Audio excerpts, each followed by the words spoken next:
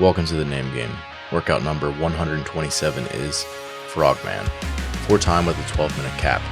500-meter row. 10 unbroken pistols on the first leg. 10 unbroken pistols on the second leg. 500-meter row.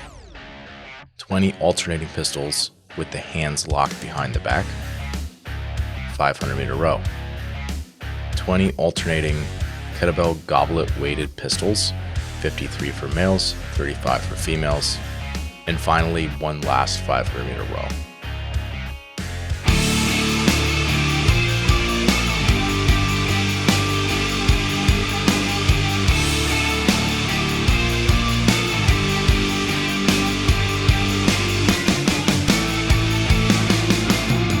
Big back bend, yanking that thing. 3, 2, 1, go. And we're off. Starting off with a blazing 500-meter row. Mm-hmm. Probably recommend people going out super fast. Make up a bunch of time. Big back bend, yanking that thing. Back when I used to be tan. What? Used to be more tan, I should say. Yeah. So, I'm wearing lifters. I would imagine a lot of people will like to wear lifters. I know Chris would be wearing lifters if he did this one.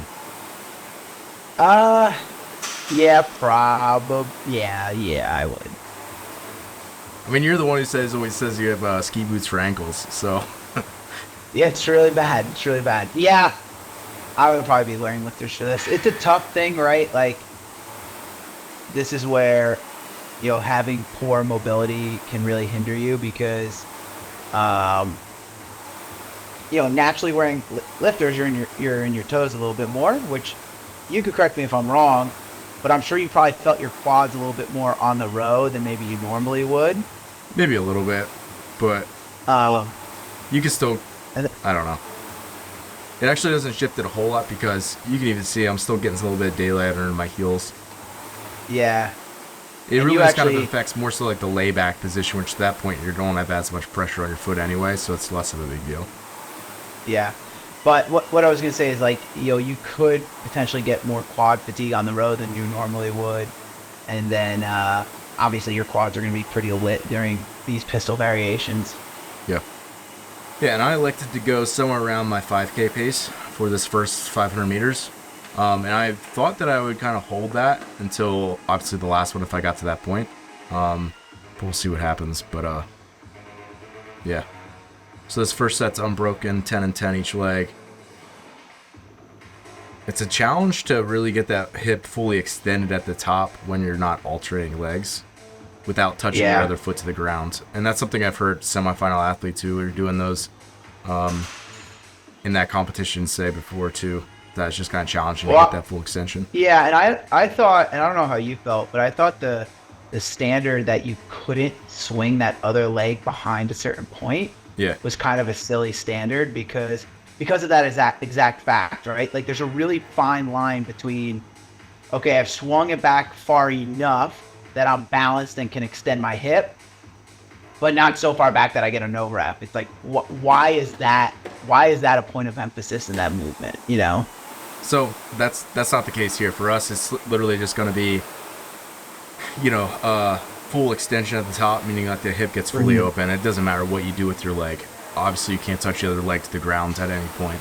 Otherwise, it's not unbroken. But even if you're hopping around because you're off balance or something, provided that you've gotten to full extension and you've gotten hip crease below the knee in the bottom, you're good to go. Mm-hmm. So we do have scales for people. Likely you're going to be practicing warming up for these and realize how, like, oh man, these behind the back ones are like way harder than I expected. Or like whatever variation, right? And sometimes it's just like regular pistols still aren't happening for people. So we do have pistol variations they're built out as scales that basically will allow people to get it. So like we could do pistols to a box, pistols that are band assisted, or something like a shrimp squat, and all of those are good variations, and I'll have those mapped out. They might vary it slightly depending on who the athlete is. If they can do pistols normally but maybe not behind the back or not weighted, then I'll just have them do regular alternating pistols to end with and do a easier variation to start with. But that'll be sort of the scales that we got for this. Is it? I think that's important to note just when scaling, right? Like each one of these variations theoretically got harder in skill as you went throughout the workout. So if you have pistols, but only in a standard alternating version, make that the last version and then choose easier versions for the previous ones. Yeah, it's no different than scaling with a barbell, right? Where like if it's an ascending ladder and it's, you know, for a guy 135, 185, 225, it's like, okay, if you're ending at 155, you're going to scale back from there for each of your ones. Right. So it's a similar thing here where this is supposed to be more challenging as you get deeper into the workout. So as you did this one, Ben, where did you find where was the biggest bottleneck for you? What was the toughest part? Was it skill based? Was it, oh, there goes the phone. Is it skill based? Is it fatigue based? Where are you feeling it? Local muscle fatigue? Like, where were you feeling it the most? So this variation is extremely difficult. I know it doesn't look like much when you're just watching it on video, but every single rep here, I'm really fighting basically to not like just go straight up onto my toes and like do like a sissy squat basically. Yeah. And if you do that, it's almost impossible to get hip crease below knee. So I was really fighting to try to pull the hips back as I'm sitting down. And yeah, it's just a really tough variation because you literally go from having your hands as far as possible in front of your body and most of the time to now they're literally behind your hips. So you have to try to like really lean the torso forward and like basically compress yourself. And I think a lot of people who are even pretty strong are going to really struggle with this variation, just like it's going to look ugly. Yeah. So I warmed up very well for this. Like I stretched out a lot. I did a lot of positional work, which we'll make sure to give to people as well. But yeah, in particular, that variation was challenging for me because my leg strength's there. Also, maybe for the goblet one, it's that one felt more challenging to me, or maybe not way more, but certainly that was no joke. That second part. Yeah. And that would easily be the toughest one for me. They'd all be tough, but yeah, that would be the toughest one. I was just actually going to say that I think likely that one would be a super tough variation for you. Where did you find that variation? Like, did you just great question. Make it up? I actually didn't tell you to ask that, but I should have because I forget how I found it, but Adrian Bosman's demoing it in like 2006 or something, right? Like what? Yeah, it was like 7, 8, 9 years ago, somewhere in that range. She was demoing it on CrossFit's YouTube channel, different pistol variations, and that was one of the ones he demoed was hands behind back. So it's in his brain. You know that's coming out at some point. Then Ben, a student of the game. Yes, digging back into the YouTube archives. And so you said he demonstrated that in 2006 or 2016? 2006, somewhere in like that, like the very early days of CrossFit. So 17 years ago. Yes, sorry. Yeah. I don't know if it was maybe that early, but it was certainly like... It was a while ago. Pre-modern CrossFit, yeah, like definitely before like 2012. Yeah, so a long time ago, over a decade ago, I think. But anyway, it's out there.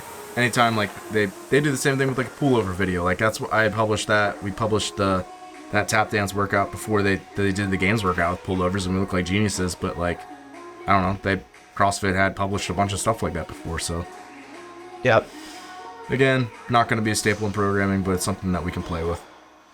Yeah, the nice thing about these, if you just see the position, it's like because that weight's out in front, it's a way more comfortable position than the hands behind back variation, even though it takes more strength. It's I think I might no-rep myself there. Yep. You get a counterbalance with the weight out in front. Yeah, exactly. And so it's one of those things, if you're strong enough to physically lift the weight, then it'll be way easier than the hands behind the back. Right, it's like putting a 10-pound plate out in someone's hands when they extend their hands out in front of them. Sometimes for a pistol can actually make the movement easier, even though you're technically weighting it. Same idea, you got to counterbalance.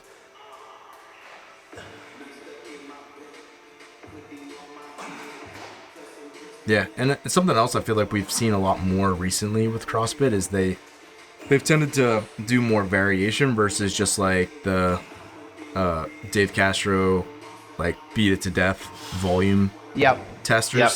It's like, okay, instead of just doing chest to bar and overhead squats till your hands bleed, let's do toes to bar, chest to bar muscle up in a ladder format. Yeah, I think it's one of those things, right?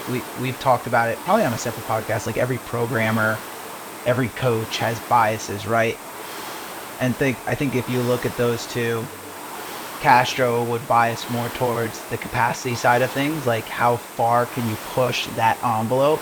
Like, yeah, you can do a muscle up, you can run, you can do this, but like how fast, how long, how far can you do it? Yeah. Versus Bosman is more on the mastery side of things, where it's like, cool, you say you can jump rope, but can you do every variation of jump rope? You know, cool, you say you can do handstand push-ups and inversion work, but can you do every version of it? You know, so I think that's where you're seeing a lot of the sport go under him right now. It is that mastery side of things. No, I totally agree with that. I would say, again, we talked about this beforehand. Obviously, most people are going to be capped on this workout, but I kind of put that last row as like the how bad do you want it row. Yep. You're kick in the face style at the end. So this is dropping the hammer at the end. Metabolically, it actually felt quite good. I mean, obviously I'm rowing hard, but in a lot of workouts you can't do that. But this one, you're like into the what do you got, like 130 right now? Yeah, I think they're like the low 130s. Yeah, that's fast for an end of a workout like that. Yeah, but it's like some workouts, like you just got a little bit left in the tank, so you can empty it. Yeah. Yep.